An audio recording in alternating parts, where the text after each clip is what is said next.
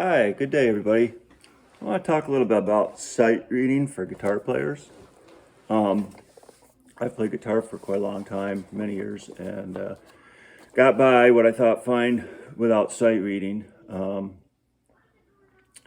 played a lot of songs, played a lot of guitar. But I always thought, geez, it'd be nice to learn to sight read. And then every time I kind of started to think about it, I thought, it's not worth it. I don't need to do that.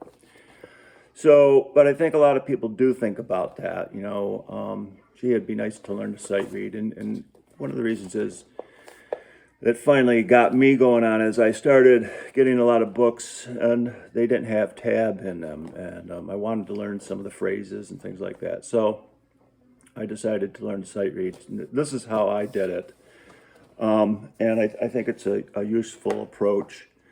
Now there's kind of two ways to sight read. Okay, there's the one where you can read the music enough so that you can understand it and play the phrases or play the songs. And then there's the other way, which is like, maybe a session player might be able to read it good enough to actually follow along with a band or something like that. So those are, to me, two different ways of sight reading.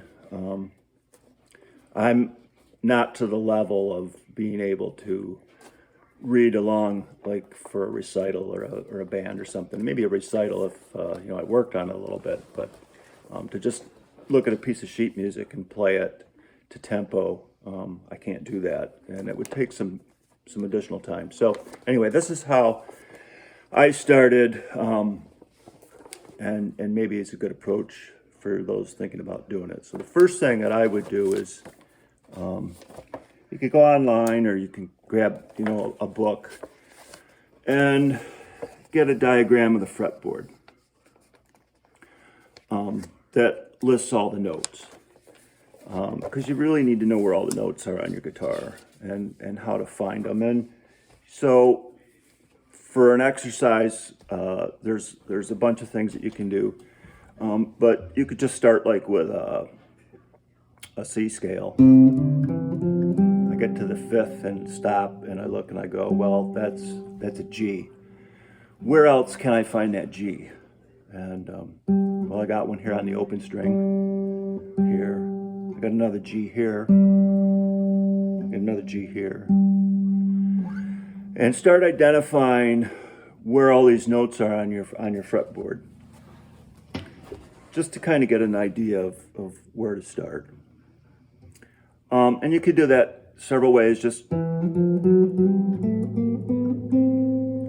it's a C. I can get a C here. I can get a C here. I can see here. Start to kind of get an idea of where everything is on your fretboard. The next thing, again, you can find something online or in a book that has pictures of the notes, where they're located. That might be helpful. And you also want to become familiar with cycle fourths, if you don't already. And all the key signatures, your flats and sharps and stuff like that. The next thing you want to do is just grab a piece of sheet music.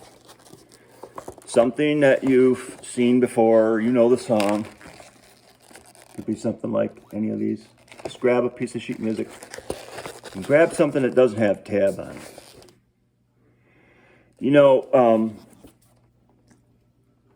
I don't even want to see tab anymore. And I never really liked tab because you don't even know what you're playing. You don't even know what the notes are. All you know is, second string, 7th fret or something like that. So, but you grab a piece of sheet music and just start playing it. And if you know the melody and how it goes, it's very helpful. I wouldn't play anything, at least starting out, that I wasn't familiar with. And it's going to take some time. If you do that 10 or 15 minutes a day, it's going to take you a long time to get going and get started. But you will progress. And you'll actually get to a point, at least with me, I did, where after about, a few weeks of it, it was actually kind of fun, and I was doing 10 or 15 minutes a day. Next thing I was doing 20 minutes a day and then half an hour a day, just because it was fun. It really became fun, and once I started to learn that. Now, it's going to take you a long time to be able to pick up a sheet of music and figure it out really well, fairly quick. But I think you'll find that it's worthwhile to do it. And I have here, there's books available. I bought a lot of books, and here's some different stuff. You could try these if you want some additional stuff. This is a book. It's somewhat helpful. It's sight reading for guitar, essential sight reading. It's not too bad. The nice thing about this book is they talk a lot about rhythms, okay, because that's something you really need to know. Your quarter notes, eighth notes, triplets, all that stuff. Another book I got, which I think is pretty good, but it's out of print. It's hard to find. It's Howard Roberts. And he has all different kinds of exercises in here. I bought a bunch of Howard Roberts book. I got a pretty good deal on them, but these are pretty expensive if you can find them. But I don't know that I would pay, 30, 40 bucks for it. This is a Ted Green book. And it's called Single Note Soloing. And this is really good. Once you get going, there's just all kinds of exercises and stuff in here, arpeggios and stuff like that. And, just by reading music like this, you just keep getting better. The more you do this, the better you get. Okay. And then this book, this is pretty good too. This is a Berkeley book. And it is, the one I got has all 3 volumes in it. The first volume is all about sight reading. And they do a lot of scale work, arpeggios and stuff like this. But this is pretty good too, So you could try some of those if you want. But I think the best thing to do is just pick up sheet music. And out of a real book, whatever. You can buy... I bought a bunch of these old song books, off of eBay, all these things like this. And they're just loaded with all kinds of songs that you've probably heard of before or something. And they're just a lot of fun. Great way to learn.